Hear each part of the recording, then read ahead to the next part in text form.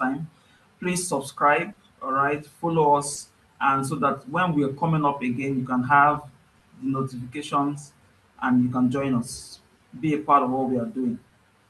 Thank you very much. In the studio today, before I introduce our guests, I would like to also introduce our studio, we like call them co-hosts now, or co-anchors, panelists that will join us regularly every time we come on the show. We have our indefatigable director on the call this afternoon. Please welcome with me Mr. Akinwale Luyemi. Say hi to our guests, to our audience, sir. Thank you, sir. Good day, everyone.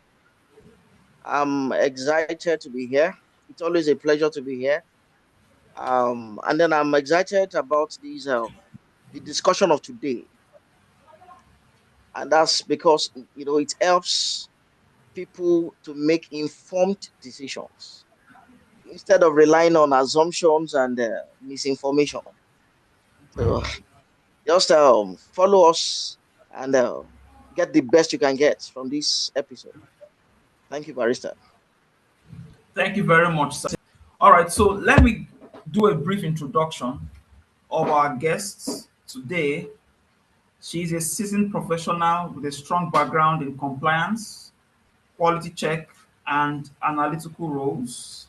All right, her career journey has been marked by, of course, continuous growth, adaptability, and relentless pursuit of excellence. Today, she serves as a compliance associate with Goldman Sachs, and she is resident in Poland.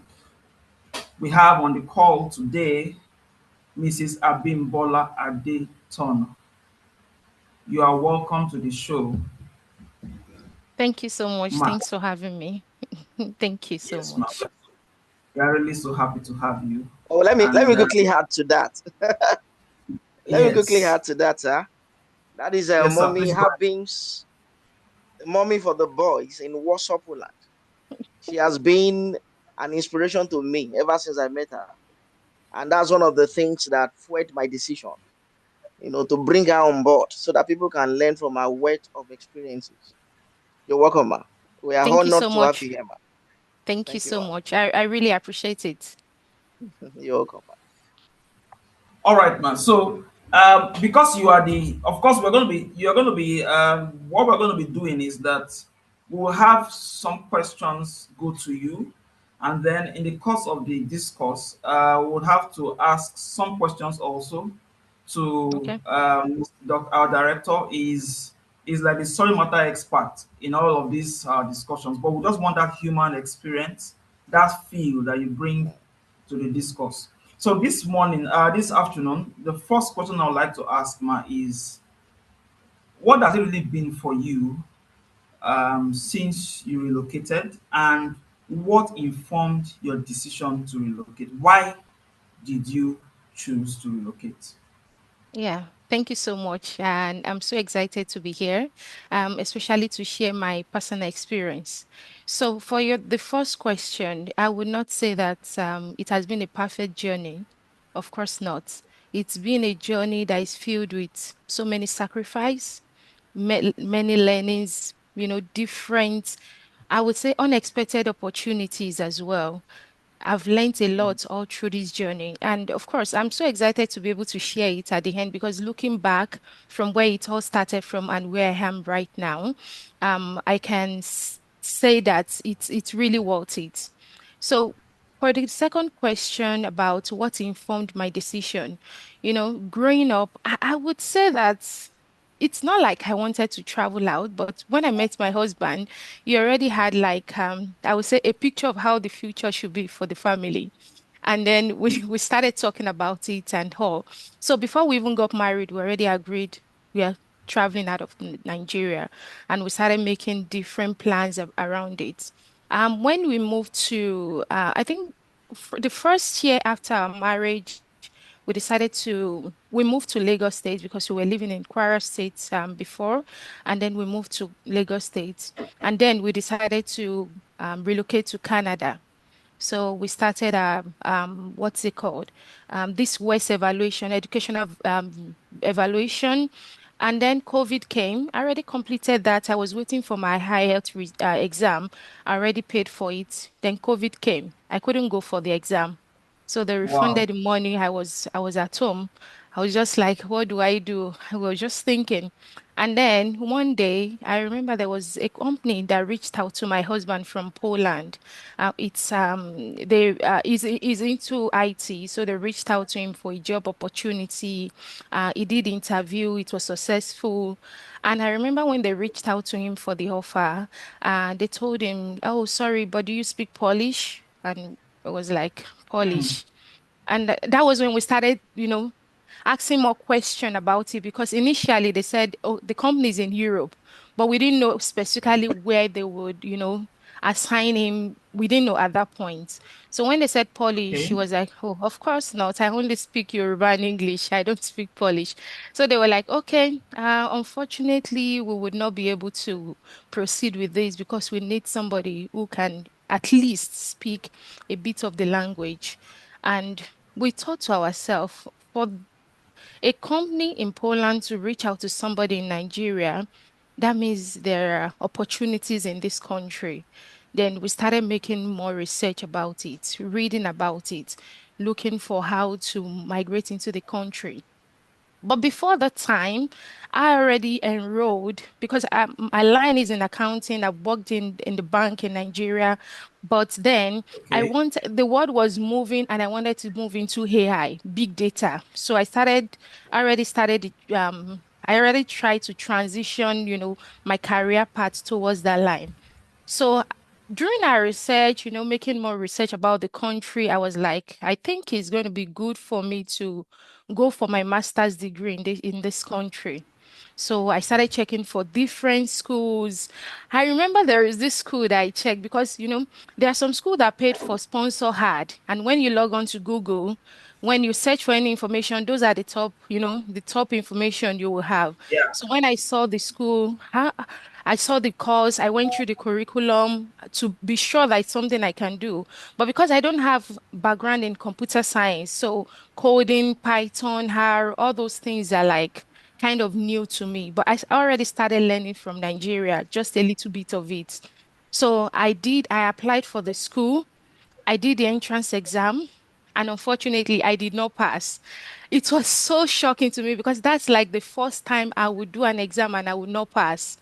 It was Wow. so, how we used to behave in I Yeah. will get this. I had so much confidence in myself. I've forgotten the fact that this is not my background. I was saying for the mathematics, I failed. I cried so much and I was like, what do I do? What do I do? And on that day, my husband was like, okay, let's look for another school. And that was when I checked for another school. The application was supposed to close the next day. Fortunately for me, when I saw it, I just applied and then I got the admission 2 days after. And I'm like, really? And that was how I came. So that was, the dreams we already have of having to build our career abroad. We know that there are a lot of opportunities. That was the main reason why I decided to relocate. So I will just stop there for now. Wow. Wow. Wow. Wow. That was quite insightful. That was quite insightful. So you had tried. Somebody had reached out. A company had reached out from Poland to your Yes, husband, and that would have yes, been your route. Okay, yes, but that didn't pull through because of yeah, the language barrier. yes. So you decided to go. So this time around, if we're going to put the route, what would we say the route is? Is it study? Study, study. So I went for my master's degree in advanced Okay. analytics. Okay. Yeah, Okay. Wow, wow, and that was your route. yes. Okay, okay, wow, quite interesting.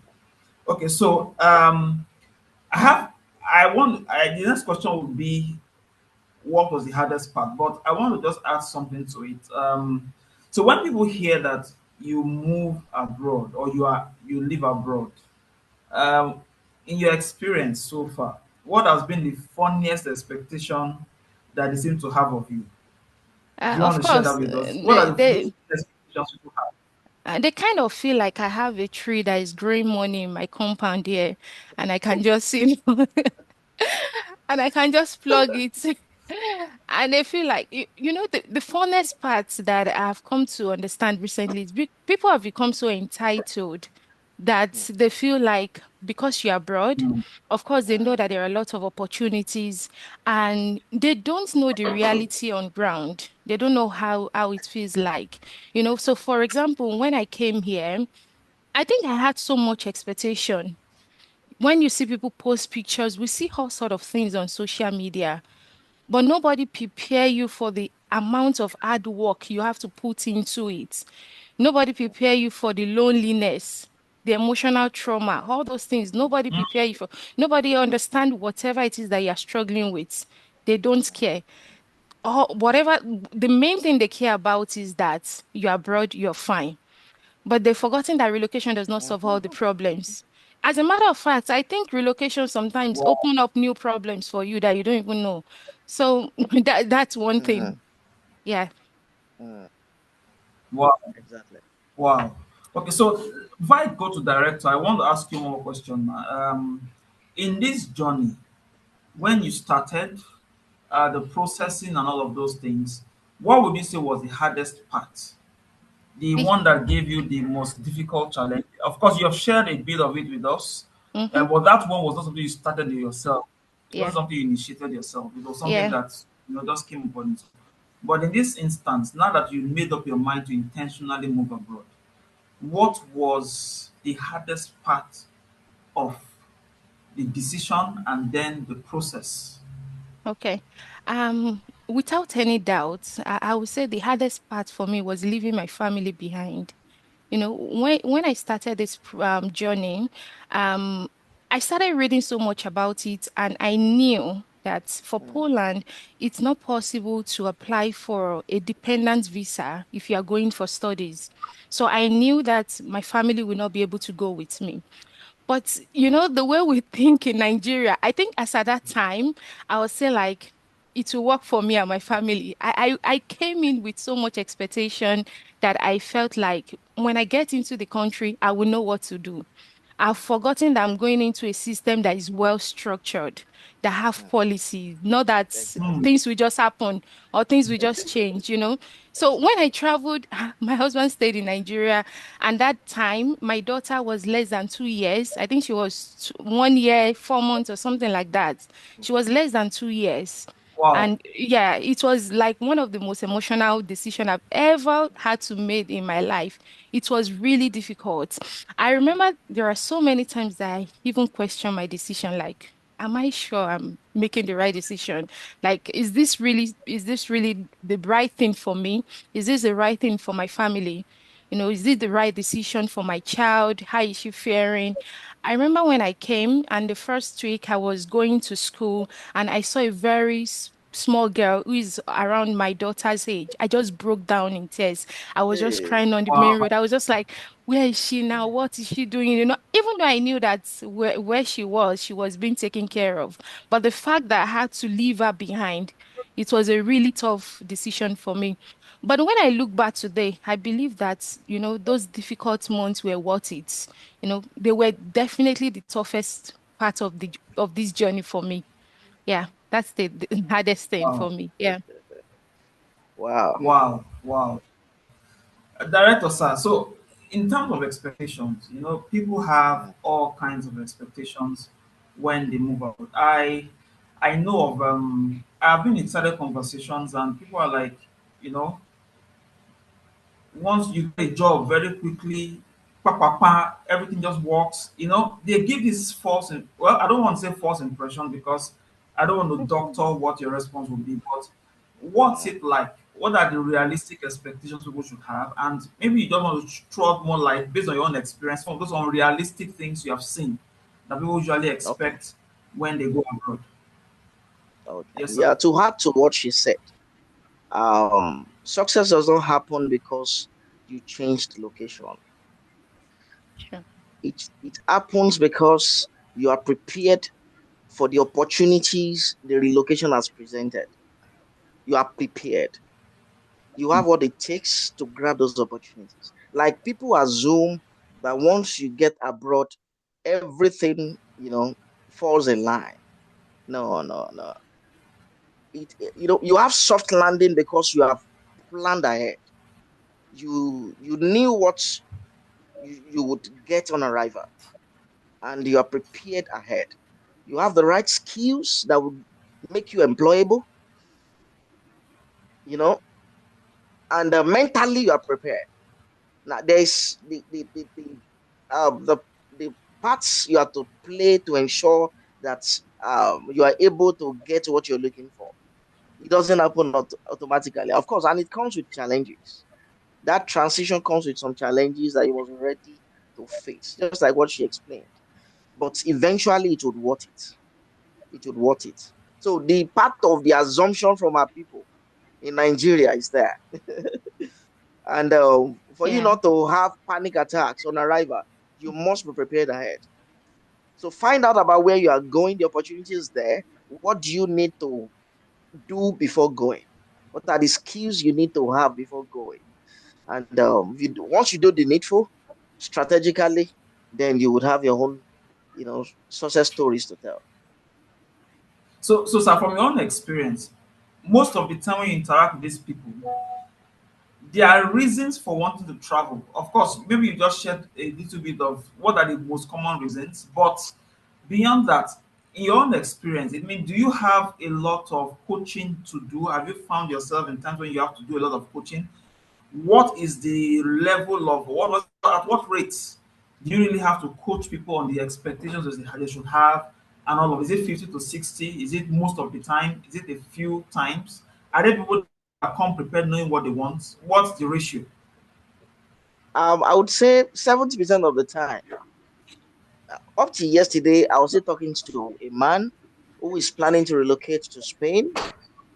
And then I had to tell him he wanted to relocate to Malta, and for his reasons. He's a CEO in Nigeria doing well, but he's projecting, he's looking at the future of his career. And then he said he's considering Malta or Spain. And then I had to tell him, okay, for the future of what you do that I know is into fashion and he's doing very well. For the future, I would advise that you choose Spain. We sat down and then we compared.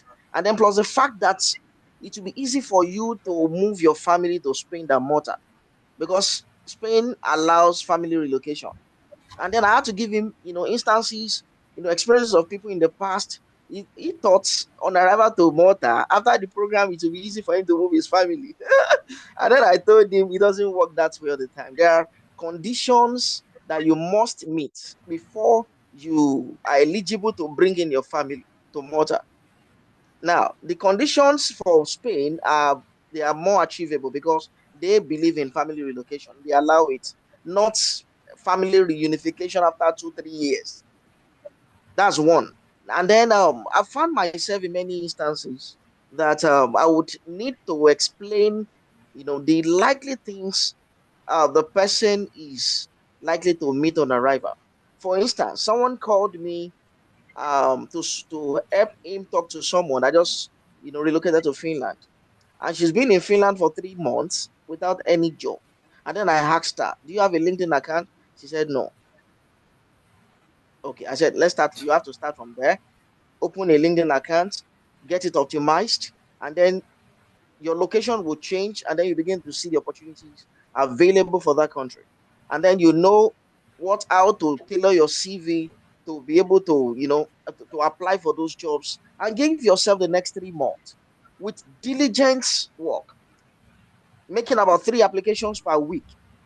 And you are giving your best to the CV to tailor it to what is needed for each you know, job opportunity. So I had to, take her through. We had discussion for about 3 days. I told her to call me a week after, and then we talked and talked and ensure that at least she has done the foundational things needed. So most of the times, Nigerians not only Nigerians, other African countries, we have too much expectation without proper preparation before relocation.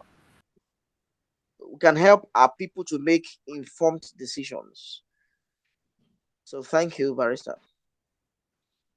All right. Now, before I get back to our guest, okay, let me just get back to her because I have two very important questions I wanted her to tackle.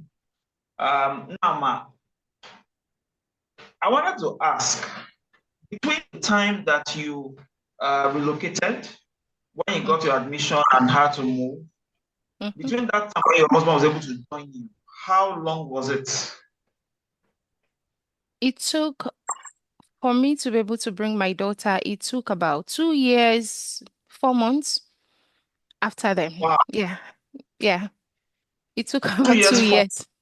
Yeah, I think so. I can't remember. I remember that I left Nigeria March 2021 and I my daughter came to Poland 1st of January 2023.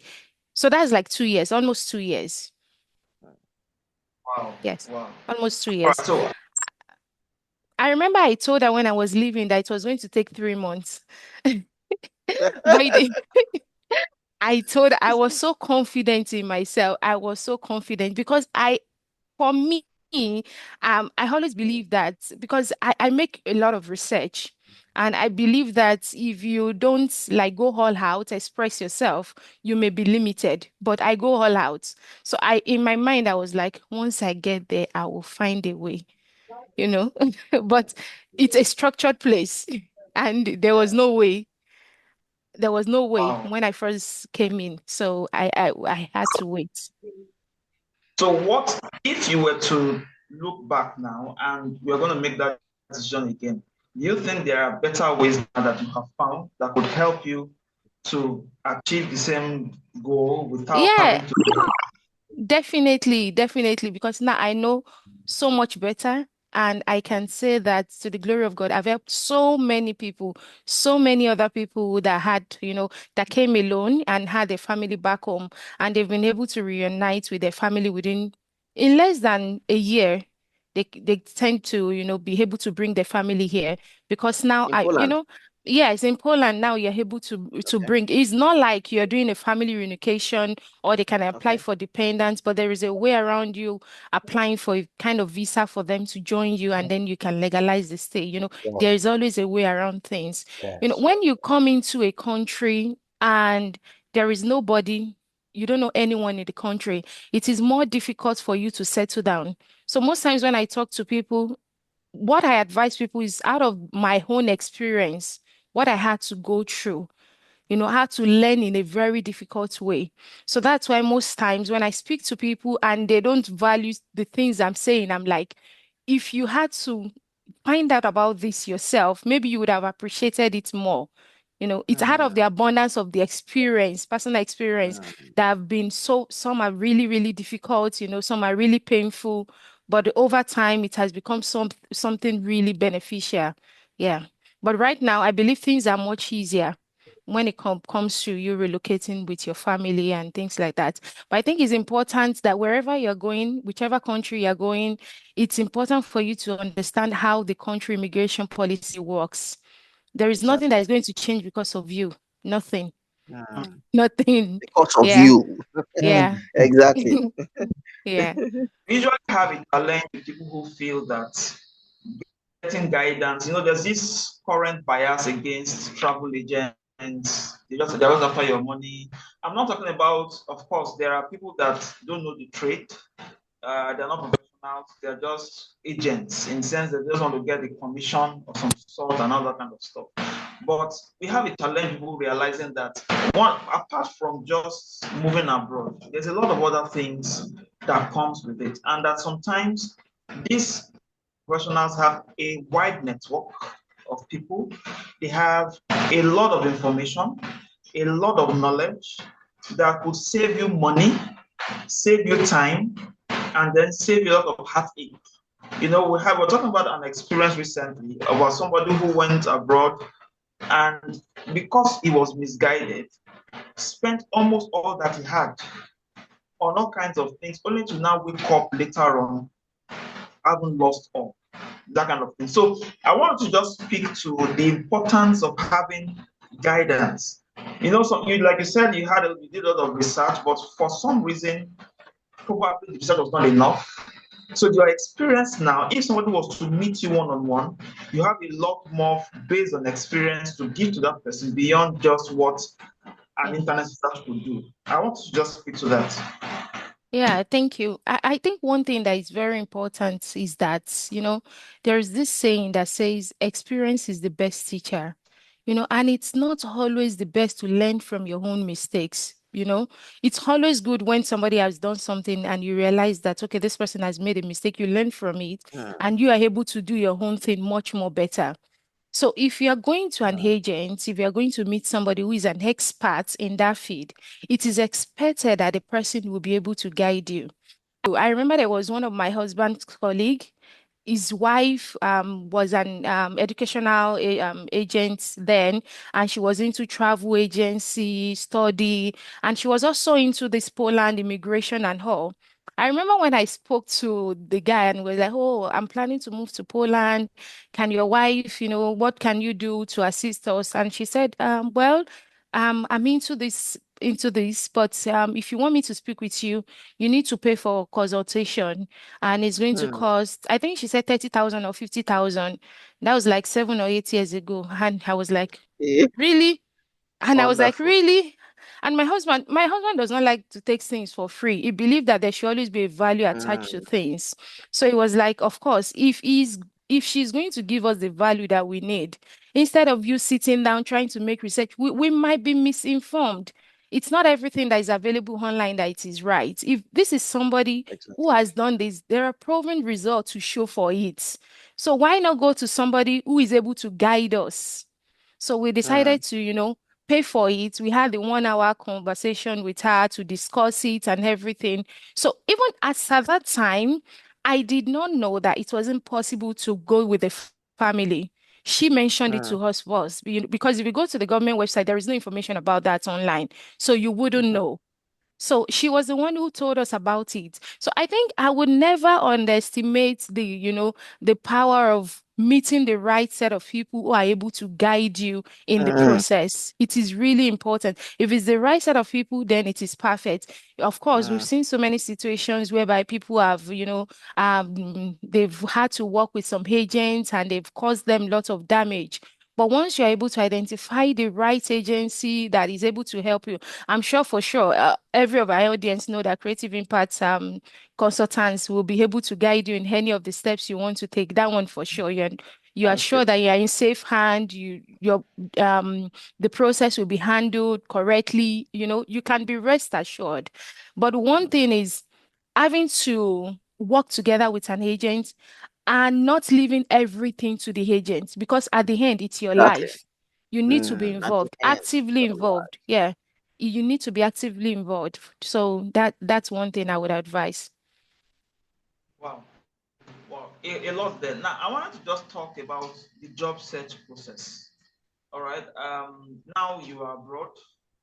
You're thinking survival.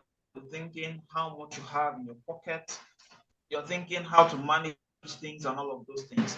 If you were to look back, what would be that mistake you made, probably in your finances, that you wouldn't want people to repeat Mm, in Um, the way you to the job search question, but at that financial aspect, and because a lot of misconceptions, a lot of things are shrouded in mystery, people just feel that they don't really have this guidedness about or being guided about how to handle their finances. And so when they find themselves having to call home, probably yeah, after a month or 2 or 3 months, struggling. Many people are in debt suddenly, yeah, and the same attitude they had here in Nigeria, borrowing without returning, they feel they can just mm, continue with the same thing. yeah, So when they get there, that habit is there. And they yeah. find themselves in, because I've had people lament that why they didn't to go abroad is all a scam, blah blah blah, and all of that. So because of these challenges, I wanted to just talk about that financial mistake probably you made, or probably you were very well thoroughly guided that you even had no mistakes that much. Just give us some light on the financial aspect of things. Okay, well, I would say that when it comes to the financial aspect, I think probably I was more intentional about that. Myself and my husband, we really prepared ahead of time for that. And how we did it was, even before I came at all, we already had all the school fees for my 2 year studies. I already paid 1 year upfront, and the money for the second year, we have it already saved. So mm, there was no pressure of, oh, I want to start working and all. And one thing I mm. didn't mention was, after I went for my visa interview and all that, I realized that I was pregnant. So I came in pregnant. So I could not even walk. Ah, I did not even, I think I was 4 months pregnant when I came into the country. I didn't bother wonderful. looking for a job at all. But Mm, one thing that saved me was back home in Nigeria, I used to make hair. My mom was a hairdresser. She's still hairdresser. mm, So I know how to make hair. So when I got mm, into the country, as I was coming, I already like, this is what I'm going to do until I have my baby. I brought mm. all the attachments, the hair creams, everything I was going to be using to start making hair. So I You was were well prepared. prepared for that. So I was well prepared for that. That's why I Mm, always try to tell people, you opportunities will meet the how prepared you are, the skills that you have. You mm, don't just expect that you come into the country and some kind of miracle will happen if you are not prepared for it. So when I came into the country, my focus was trying to make, getting customers to start making hair for people because I knew that it would be kind of difficult for me to apply for a corporate job, being pregnant, making hair, mm. I have the flexibility to do whatever I want to do, Yes. bearing in mind that I'm also enrolled full time for my master's studies. So having to Mm, balance, pregnancy, the work, the studies at that point. So when it comes to the financial aspect, I think that I was kind of prepared to a reasonable extent. But I've seen so many people struggle a lot when they come into the country. What they try to do is to pay maybe initial deposits, and they feel mm, like once I get to the country, I will get something to do. But you need to bear in mm, mind that for the first 3 months, 6 months, even 1 year, you may not get something. And at that point, what are you going to do? What is going to happen to you? I try to tell people at least have like 6 months house rent saved somewhere. I know that things exactly. are really difficult, but Mm, relocation is not something you do because of pressure or because people are doing it or everyone is moving. Me too, I want to move. No, it has to be intentional. It has to be very strategic. You don't mm, just move. You need to make sure that it aligns with your goals. And that mm, is when the planning comes in. It is not just to be mentally, you need to be financially ready, mentally prepared, emotionally ready.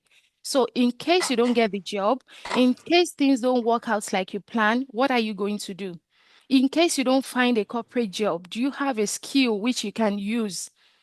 I used to Yeah. do graphics design. At that time when I came, I was helping so many companies in Nigeria to do graphic design, do posters for them while I was here. It is mhm, what you have that you will be able to explore and work on. If you don't Exactly. know how to do anything, there is nothing that is going to work for you. That's one thing you need to bear in mind. So the financial aspect is really, really important. The fact that I already, settled my tuition fee, paid up front, and my university here was like because then I was focused on going to a top university. It's number two here in Poland. It's quite expensive. But what we did was to save ahead. So I don't have to start. Imagine being pregnant and having to worry about money. mm, So it's really important for anyone who is traveling to be well prepared when it comes to the financial aspect. It's really important. Wow, that was quite a lot. I'm sure that was an eye opener for somebody being financially prepared. Director, sir, I want you to throw more light on this aspect of financial preparation. What insight do you have? Are you going to, do you think that that same pattern of saving is very important? She said at least 6 months. Okay, just to buttress what she said, of course there are survivor jobs, but not everybody has the strength, to do some of the survivor jobs available. Of course, you still get one or two that's suitable to you depending on your health status. But most importantly, she mentioned that the fact that she could plait hair. I relocated a very close family friend that her saving grace was that she had learned, nail fixing, making of hair, and that was what she has been living on for over 1 year. Over 1 year, because she has not been able to land a job of her choice. All right. Apart from that, she did a little of nanny work. And then of course you can do jobs like Uber Eats as logistics, depending on if you can ride a motorcycle or a bicycle, of course, then if you can drive.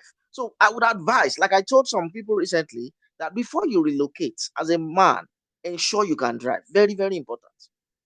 Ensure you can drive. If it's possible, ensure you can ride a motorcycle. Very important.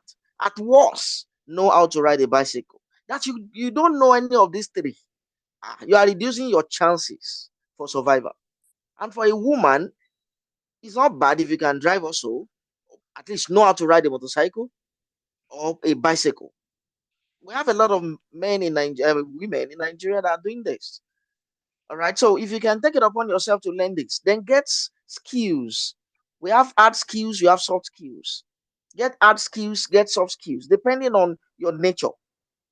Just do something. You can't just come in and say because you're a graduate of chemistry and then you are looking for a white collar job that you may not land in 1 year. So that is just it. People need to be very realistic with themselves. Speak to a consultant that would give you what to expect, that will tell you what you expect in the country you are going to. If you are going to the Schengen zone where you need to learn their language, of course, there are jobs for English speakers, but the percentage of jobs for English speakers are not as much as, jobs available for people that can speak their language, at least the basics. Okay. So you just have to prepare your mind, be mentally prepared, and be physically prepared, and financially. You have to ensure, like she said, our guest said, ensure you have some savings that can take care of you for a minimum of 3 months. All right, so that's just an example. I have several people. I have someone that landed that got to UK in January, and what has been the saving grace for him is the soft skill that he has. So he was able to land a remote job immediately he landed. But as you don't have any skill, it's like you are signing for serious panic attack on arrival. All right, and the suffering abroad is can be more than the country you are coming from, Yeah. especially because you will You know, be if your you're own problem hungry, solver.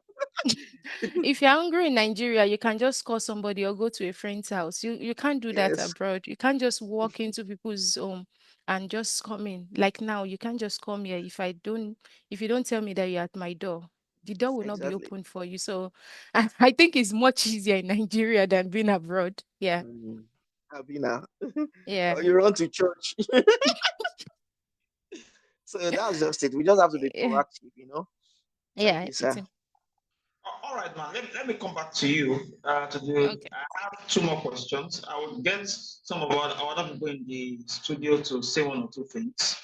For me, I would say that my own experience is far different from our experience because I didn't have to save much.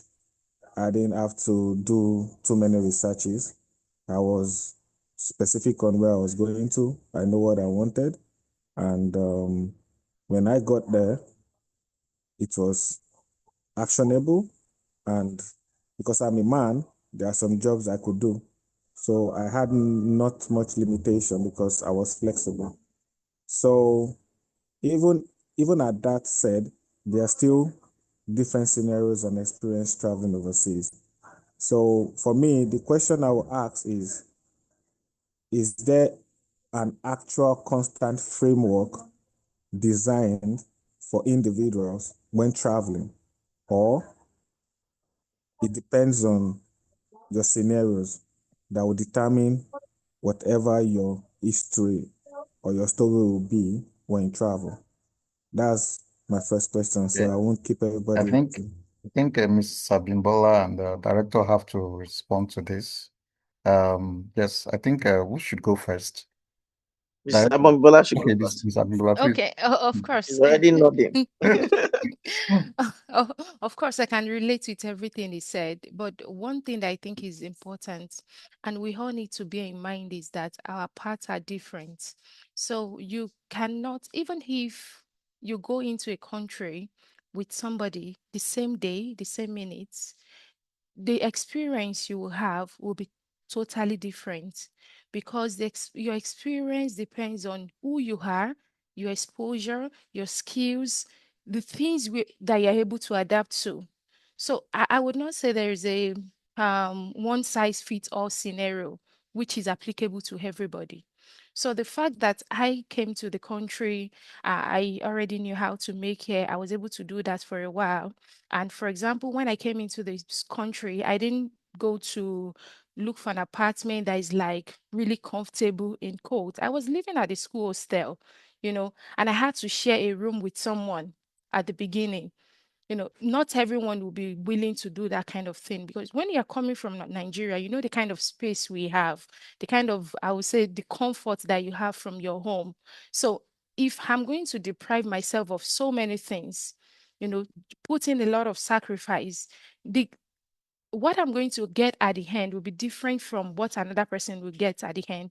I'm not trying to say that it is your hard work. I'm not trying to undermine the space of grace and how God can take us. But then the amount of work you put into it will also determine what you will get in return. And that's why I always say it is important for us to have something that you are able to do. It is really, really important.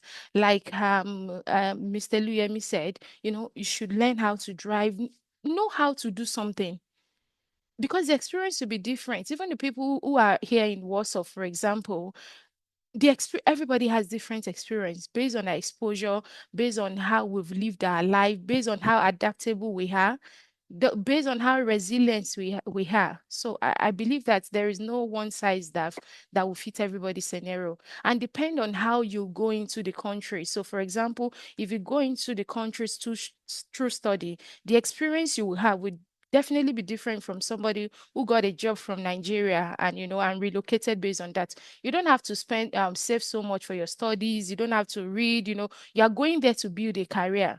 So definitely the experience everyone will have will definitely be different. Yes, thank you, Ma. So that's it actually. Um, okay, you just have to be prepared for the unexpected.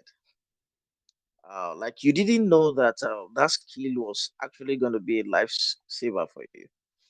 So also the likes of Adiola that I was trying to mention the other time. So you just have to be prepared for the unexpected, get foundational skills, and the things you have mentioned. Of course, you can go online. ChatGPT would help you, provided you don't have any consultant you want to talk to. But very importantly, you should at least get one or two people that have been there. I think all the questions, since all the questions have been answered, much to. I really don't have much any more questions to ask. So if you were to say, based on your experience now, man, all right, what would you say is relocating really worth it? Of course. I think that my short answer would be yes, but it comes with an important condition. And one thing we need to bear in mind is that relocation is not for everyone. Like I said before, you need to understand why you are relocating. What are your goals? What do you want to achieve eventually? Are you just doing it because everyone is traveling abroad now and you too, you want to japa? You, yes, can you hear me? Yes, we I can think hear he's you. having network issues again. Okay. So like I Don't was worry, just saying, continue. okay, so like I was saying, you need to understand the reason why you are relocating. So as much as I feel like this is a very good decision that I've made, because of course, the relocation has been tied to my long-term goals. So you need to decide what is the end to this relocation that I'm having now. Is it towards your education? Is it for your career? Is it for your family? Is it because you want to have a better quality of life? Is it for security? You need to have a reason why you want to relocate. So, and we need to bear in mind that it requires a lot of patience. It requires a lot of ability for you to be able to adapt to your environment, to learn new things. You need to be resilient, everything. You need to put everything in checks, which is very important. So I would say that it's worth it at the end, because looking at the opportunities that are available here, when you think about it, the opportunities are there, but you need to bear in mind that it comes with a lot of hard work and a lot of dedication. So over the years, I would say that even though the journey has not been like perfect or like smooth, but I think the end has justified the means. So that's what I would say regarding that it's worth it. Thank you so much. Thank you so much. Thank you so much. It's been beautiful having you here. I learned quite a lot. I learned quite a lot. We don't have much time. I would have loved to just give a summary of some of the things that I picked out from what you said. But one thing that I think stuck out for me was I saw the intentionality. Now you were looking at the right course, because now I was going to ask that question about the right course to study, how you Yeah, were able it's to tie that important. to your Mm-hmm. Mm. long-term goals. And everyone was saying that many times people just want to go abroad. They're not thinking about the skills, their skill set, and where their Yeah. skill set come within the framework of the economy that they are thinking of relocating to. Very wonderful insight. Want to say thank you for And giving us one this one thing, opportunity. sorry to interrupt you, one thing that I want to add is Okay. that you need to bear in Okay. mind that relocating abroad will not solve your life problem. You need to bear that in mind. It will not automatically solve your problem. Some people have it in mind like the moment I travel, I would, start making money. I will start doing this. I've seen a lot of situations where people will call their agents and say, "Hey, see the country you sent me to." Like, you know, you need to understand that it's not like magic, Yeah. that things will just change overnight. You need to be able to, put in the hard work and be patient and trust the process that everything will work out fine for you. Wow. Wow. Wow. Yeah. Wow. Wow. All right. So what would be your part shot? What would be your final word to our audience today? Someone who is right there thinking, I want to relocate. I'm tired of this country. There are no opportunities here. I want to make something better out of my life. What would be your last word and your advice to them? Okay, I think my last one would be that don't relocate because of pressure. Do your Hmm. research thoroughly. Work with people that can help you. Creative impact is there for you because sometimes people feel like, oh, I can do things on my own. There are some things that you need people who have the experience, who know how to do it. So you don't complicate your life or the process. It's important to do your research properly, work with people who can help you. Try to understand the country that you are going into, the immigration, the process, the structure, the way things work in the United Kingdom is different from how it works in the United States. So you cannot be, I've seen so many people who will say, oh, my friend in the UK is doing this job. He has bought his house. You need to understand that different countries have different things that works for them. So you need to be prepared for that. And I think it is also very important for people to have realistic financial plans. Be prepared. Even if you are not able to save so much, have a skill that is you are able to turn into money, that is able to bring an income for you. You need to be realistic with that. And I think that one thing that I would say one of the mistakes I made when I moved into the country was not to learn the language early enough. If you are moving to any European Enough. country, it's only Malta that the official language is English. Any other European country, they have their own language. If you think that, oh, I'll just speak English, they did not, you will lose at the end. For you to be able to integrate properly into the community, you need to be able to speak the language if you want to really go far. I've seen situations whereby I remember when I got my first job and I discovered that all the people who are team leaders there, they are people who are from this country or people who can already speak the language, even though we speak English at work. So there is a place that the language will take you there too, that any other person that does not speak the language will just remain somewhere. So you need to be open to learning as well and build relevant skills. So I think those are the things I would want everyone to have in mind and pay attention to if they have plans to relocate anytime soon. Thank Thank you. you, ma. Thank you so much, man. Thank you so much. Director, Thank sir, you. so what will be your final word to our audience today, from all that we have said. Okay, thank you, sir.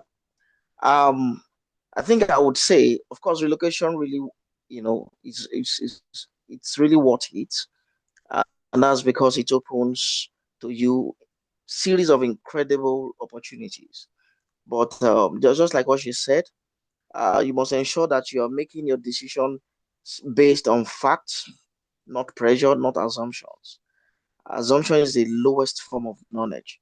So once you have a clarity of goal, then you know what facts to gather, you know what path to go, you know what country to go. So, and with that, I believe you're going to have your testimonies. All right. Thank you. Thank you for your time. Thanks. Thank you, our guests. Thank you, everybody online for this episode. Thank you, sir. Thank you. Thank you, Mrs. Abimbola. Thank you very much. Yeah, Thank you, thank you so Director. much. It's a Thank you, pleasure. sir. Yeah.